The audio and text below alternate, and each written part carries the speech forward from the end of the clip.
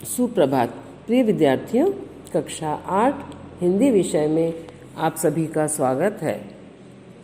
बेटा, कल हमने हमारी कोपल व्याकरण पुस्तक का पाठ 7 विशेषण, इसका भाग 1 पढ़ा था और आज हम इसका भाग 2 पढ़ेंगे। भाग 1 में हमने पढ़ा विशेषण किसे कहते हैं, है ना। जो शब्द किसी संज्ञा और सर्वनाम की विशेषता बताते हैं उन्हें हम विशेषण कहते हैं, और जिन शब्दों की विशेषता बताई जाती है उनको हम विशेष्य कहते हैं, है ना। जैसे सुंदर लड़की, तो सुंदर तो विशेषण हो गया, लड़की विशेष्य। अब विशेषण के कितने भेद हैं? विशेषण के 4 भेद हैं। गुणवाचक विशेषण, संख्यावाचक विशेषण, परिमाणवाचक विशेषण और सार्वनामिक विशेषण। गुणवाचक विशेषण में गुण दोष दोनों बताए जाते हैं, अच्छाइयाँ बुराइयाँ, जो भी क्वालिटी होती है और कोई भी शेप होती है, रंग रूप होता है, स्वाद होता है, सारी चीज़ें हमारी गुणवाचक विशेषण में आती हैं। और संख्यावाचक विशेषण में उस शब्द में संख्या होती है। संख्यावाचक विशेषण भी 2 प्रकार के होते हैं, निश्चित संख्यावाचक और अनिश्चित संख्यावाचक। जैसे 8000 निश्चित संख्यावाचक और बहुत अनिश्चयवाचक। और परिमाणवाचक में इसमें उसका जो मात्रा संबंधी है ना, उसका माप तोल या मात्रा उसमें बताई जाती है। तो ये भी 2 तरह का होता है, निश्चित और अनिश्चित। निश्चित में 5 लीटर दूध और अनिश्चित में कुछ मिठाई, है ना।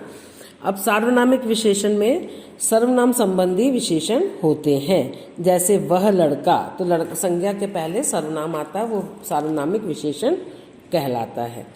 तो लड़का तो हो गया संज्ञा और वह हो गया आपका सार्वनामिक विशेषण। अब बारी है बेटा प्रविशेषण की, है ना। प्रविशेषण किसे कहते हैं? वे विशेषण शब्द जो विशेषणों की भी विशेषता बताते हैं उन्हें हम क्या कहते हैं बेटा? प्रविशेषण। जैसे मनोरथ बहुत बुद्धिमान है, तो बुद्धिमान तो उसकी विशेषता है, लेकिन बहुत बुद्धिमान की विशेषता है, विशेषण की विशेषता है। सार्थक अत्यंत वाक्पटु है, तो वाक्पटु तो उसकी विशेषता है, किसकी? सार्थक की। और अत्यंत किस शब्द की विशेषता है? वाक्पटु की, ठीक है। तो वो प्रविशेषण हो गया।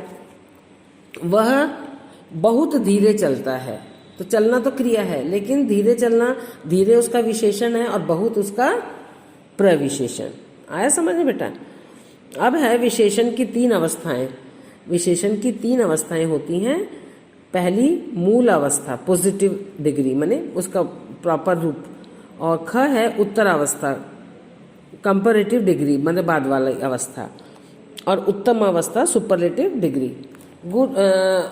गुड बेटर बेस्ट जो होता है ना आपकी, वो चीज़ इसमें है। जैसे मूल अवस्था, तो जैसे पंचतंत्र अच्छी पुस्तक है। पंचतंत्र अन्य कहानी पुस्तकों से अच्छी है, इसमें कंपैरिजन हो गया है ना। उत्तम अवस्था, पंचतंत्र कहानी पुस्तकों में सबसे अच्छी है। आया समझ में बेटा?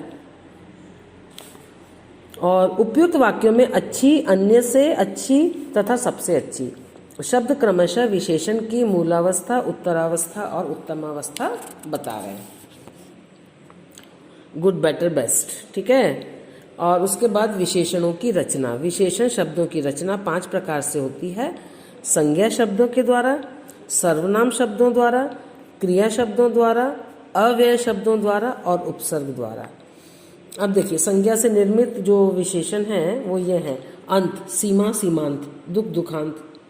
अक सहायता से सहायक बन गया, रक्षा से रक्षक बन गया। अक्कड़, तो पान से पियक्कड़ बन गया, भूल से भुलक्कड़ बन गया, घुम से घुमक्कड़। अनीय, वंदना से वंदनीय, श्रवण से श्रवणीय, दर्शन से दर्शनीय। आ, भूख से भूखा, भटक से भटका। आलू, श्रद्धा से श्रद्धालु, कृपालु, दयालु। इक, विज्ञान से वैज्ञानिक, नैतिक, धार्मिक, है ना। इत है, विकास से विकसित, पीड़ित और घृणित। अब इसके बाद है इम, स्वर्ण से स्वर्णिम, रक्तिम और अंतिम। इया, जयपुर से जयपुरिया, मुंबईया, कोलकातिया।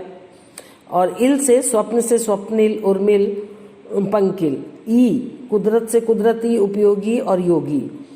ईन से नव से नवीन, संध्याकालीन, युगीन। ई से राष्ट्रीय, संघीय, स्थानीय। ईला सुरीला, जोशीला, नुकीला। ऊ बाजार से बाजारू, पेटू और चालू। एरा ममेरा, लुटेरा, मौसेरा।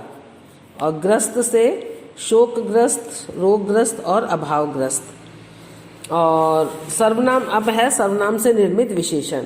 कौन से विशेषण बन गया कैसा, ठीक है। और जो से बन गया जैसा, मैं, मुझसा, यह, ऐसा, तुम, तुम्हारा, वह, वैसा, ठीक है। अब है ग वाला क्रिया से निर्मित विशेषण। भूलना एक क्रिया है, भुलक्कड़ विशेषण हो गया। अड़ना, अड़ियल, मरना, मरियल। लड़ना, लड़ाका, बेचना, बिकाऊ, दिखना, दिखाऊ। सड़ना, सड़ियल, टिकना, टिकाऊ, पढ़ना, पढ़ाकू। अब है बेटा घ वाला अव्यय शब्दों से निर्मित विशेषण। ऊपर से ऊपरी, आगे से अगला, भीतर से भीतरी, नीचे से निचला, पीछे से पिछला, बाहर से बाहरी। ये सारे शब्द इस प्रकार से अव्यय शब्दों से बने हैं। अव्यय जिनको हम व्यय नहीं कर सकते, परिवर्तित नहीं कर सकते। अब उपसर्गों से निर्मित विशेषण। सत से जैसे जन है तो जन में सत लग गया तो सज्जन बन गया। गुण में स लग गया तो सगुण बन गया, समझ। और भय में निर लग गया तो निर्भय बन गया। समझ में ना लग गया तो ना समझ बन गया। तो ये बेटा हमारे विशेषण पूरे हो गए हैं। अब कुछ चीज़ें अपन पुनरावृत्ति कर लें कुछ प्रश्नों के माध्यम से। विशेषण किसे कहते हैं? विशेषण जो शब्द, संज्ञा और सर्वनाम की विशेषता बताते हैं उन्हें विशेषण कहते हैं, और जिस शब्द की विशेषता बताई जाती है उसे विशेष्य कहते हैं। और प्रविशेषण किसे कहते हैं बेटा? प्रविशेषण वे होते हैं जो विशेषण की भी विशेषता बताते हैं, उन्हें हम प्रविशेषण कहते हैं। उदाहरण जैसे वह बहुत सुंदर लड़की है, तो सुंदर तो उसका विशेषण हो गया और बहुत उसका प्रविशेषण हो गया। आया समझ में? अब विशेषण की अपनी लिंग वचन संबंधी विशेषता नहीं होती।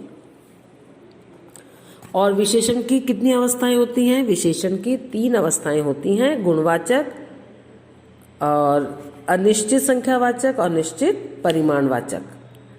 अनिश्चित संख्यावाचक, अनिश्चित परिमाणवाचक और गुणवाचक। अब विशेष्य के बिना विशेषण संज्ञा कार्य करता है। जैसे प्यासे व्यक्ति को पानी पिलाइए, है ना। तो ये आपका आदेशात्मक वाक्य हो गया। इस वाक्य में प्यासा व्यक्ति की विशेषता है और बताने वाले विशेषण शब्द हैं। जबकि प्यासे को पानी पिलाइए वाक्य में प्यासे का प्रयोग संज्ञा के रूप में हुआ है ना। अब विशेषण शब्दों का पुनरुक्त प्रयोग भी होता है। जैसे छोटे छोटे बच्चे आज आंसू पी रहे हैं, तो छोटे छोटे आपका पुनरुक्त माने 2 बार उसका उपयोग हुआ उस शब्द का, है ना। तो ये पाठ हमारा आज पूरा हो गया है और आज की कक्षा भी हमारी यहीं समाप्त होती है। इस आपका गृह कार्य यही है कि उंगली लगा के इस भाग 2 को आप पढ़ेंगे। इसमें से 5 और 6 प्रश्न बना के उनके उत्तर रफ कॉपी में लिखेंगे और कल जो है बेटा अपन इसका पुस्तक अभ्यास करेंगे। पुस्तक अभ्यास के प्रश्न आप इस पाठ में से ढूंढ के उन पे निशान लगाएं पेंसिल से, ताकि अपने को बुक एक्सरसाइज करने में परेशानी नहीं आएगी, आपको इजीली हो जाएगा। धन्यवाद।